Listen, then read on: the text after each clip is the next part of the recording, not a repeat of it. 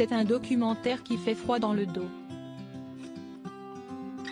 Depuis le 2 mars dernier, l'affaire Fourniret, dans la tête de Monique Olivier est diffusée sur Netflix. Il raconte la vie de l'ex-femme de Michel Fourniret, Monique Olivier, qui a aidé ce dernier à commettre ses crimes entre 1987 et 2003. Alors que l'ogre des Ardennes purgeait une peine à la prison de Fleury-Mérogis depuis 1984 pour des faits d'agression sexuelle, il a rencontré Monique Olivier en 1987 et entamé une correspondance avec la mère de famille divorcée qui est peu à peu tombée sous son charme. Dans leurs 217 lettres échangées, les complices en sont venus à conclure un pacte diabolique, titre d'ailleurs donné au deuxième épisode du documentaire. Premièrement, moi Monique Olivier, je vais t'offrir une vierge. Deuxièmement, tu tueras mon ex-mari.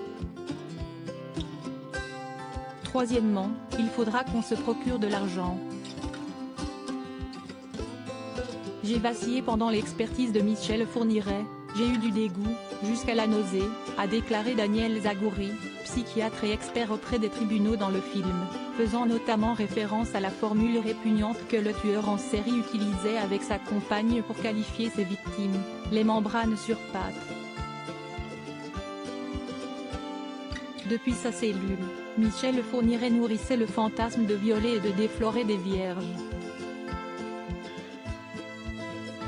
Des intentions qu'il avait confiées dans sa correspondance à celle qui deviendra sa femme, Monique Olivier.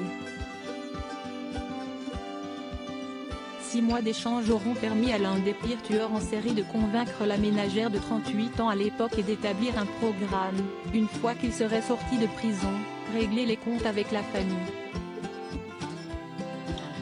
Passer mon temps à rêver, avoir assez d'argent pour oublier l'argent. Disposer d'une jeune femme. Plaisir du risque. Enlèvement, etc.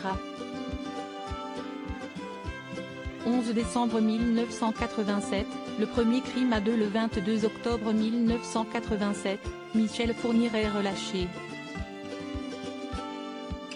Il s'installe en ménage avec Monique Olivier à Saint-Cyr-les-Colons, dans l'Yonne, à proximité d'Auxerre.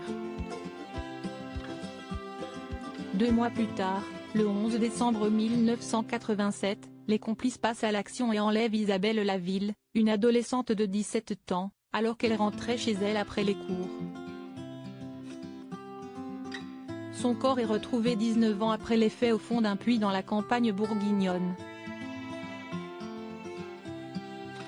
Son meurtre sera le premier des 11 avoués par Michel Fourniret.